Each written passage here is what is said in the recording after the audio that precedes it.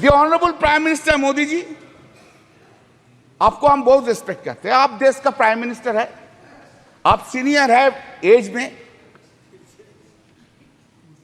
जो सीनियर है आप ही तो कल बोला उनको इज्जत करना चाहिए। हम तो इज्जत करते हैं, इज्जत भी करते हैं, लेकिन हमको I am in A opposition, I have to criticize also. Then this is my role. That's the reason people of the Srirampur parliamentary constituency has chosen by a margin of 1,75,000 votes. बहुत ज्यादा मोदी जी का ऊपर से, बहुत ज्यादा। तो Modi ji, why are you having so much hatred, vindictive attitude to the opposition parties? Why? In a democracy, opposition party will always criticize the ruling party. And that is a foundational job of the opposition party. Why we will hate all opposition leaders all the time, or we will spread hatred towards the opposition or to the minority?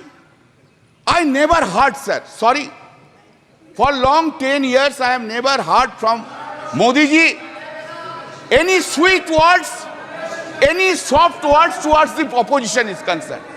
Any soft word, any sweet words. Never I have heard any praise by the Honorable Prime Minister to the opposition. Never. Never any praise to the chief ministers who are in the non-BJP state. Nowhere I have ever heard it, sir. With a great pain I am saying so. You, in our state, you hate our chief minister Mamata Banerjee. In Tamil Nadu, you hate Mr. Stalin. In Delhi, you hate Arvind Kejriwal. In Jharkhand, you hate Hemant Soren. In Maharashtra, you hate Uddhav Thackeray. In Uttar Pradesh, you hate Akhilesh Yadav. All the over. Karnataka, Sitaramaya. Anyway, and that is the reason. Exactly today, time has come. No. If you are arrogant, I don't mind. But today time has come to oversee yourself. To oversee this arrogancy, this hatred, this vindictiveness have downgraded the popularity of Mr. Narendra Modi in India itself. You must appreciate that. This is the point which you have taken. Sir, what is called stable government with clear majority? What is called? Since BJP has lost 63 seats and not having majority on the basis of the strength of every political parties, you wish to redefine the term stable government. You are rewriting the term stable government. Fantastic procedure. आपने बोला था ना, अब की बार 400 पार बोला था,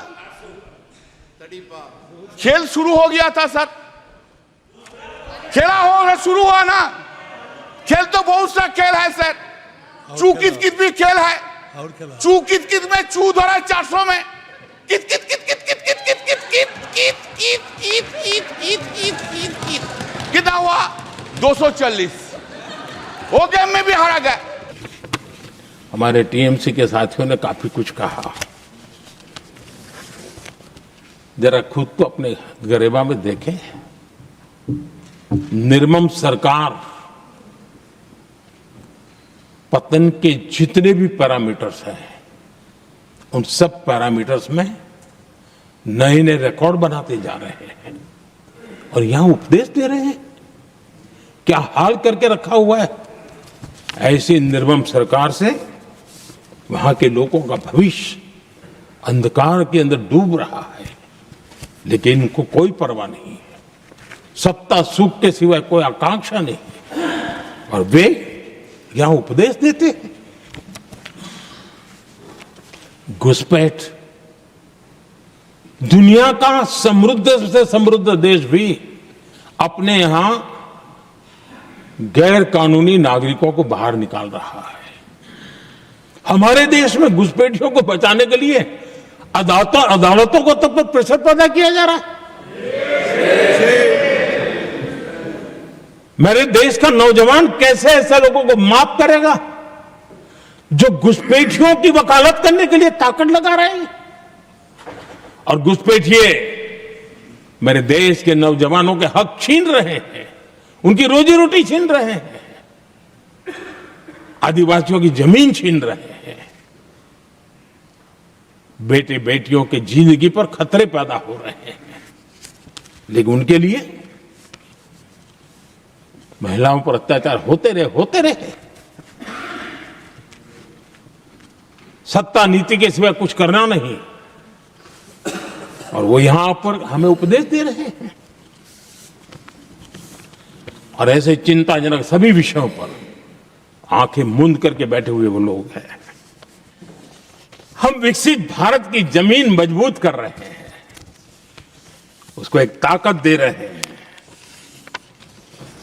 एक तरफ देश के युवाओं के लिए मजबूत जमीन तैयार कर रहा हूं, तो कांग्रेस मोदी की कब्र खोदने के कार्यक्रम करवा रही है।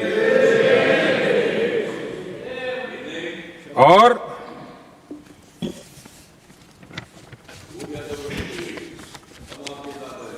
मोहब्बत की दुकान खोलने वाले मोदी तेरी कब्र खुदेगी के नारे लगा रहे हैं जी। ये कौन सी मोहब्बत की दुकान है जो देश के ही किसी नागरिक के कब्र खोदने के सपने देखती हो? ये कौन सा संविधान से उन्होंने सीखा है जो देश के ही किसी नागरिक के कब्र खोदने की बात करते हो? क्या ये संविधान का अपमान नहीं है? क्या ये मानवता का अपमान नहीं है? क्या ये सार्वजनिक जीवन की मर्यादाओं का अपमान नहीं है? और उनको इसका कोई खेद नहीं है। अगर इसके बाद क्या बयान देंगे? बयान देखो, प्रधानमंत्री राज्यसभा में भी रो रहा था।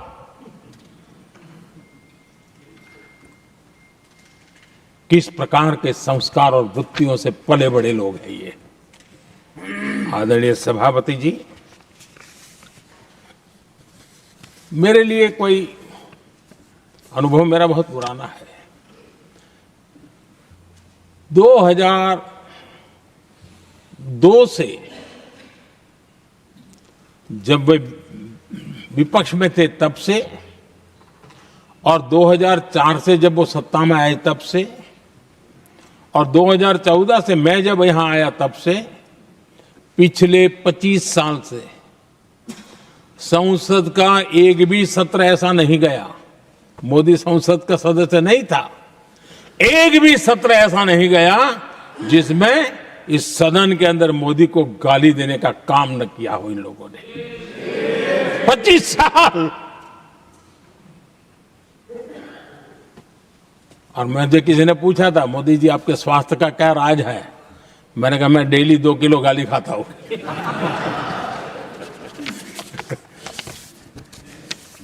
आदरणीय सभापति जी, ये मोदी की कब्र क्यों खोदना चाहते हैं?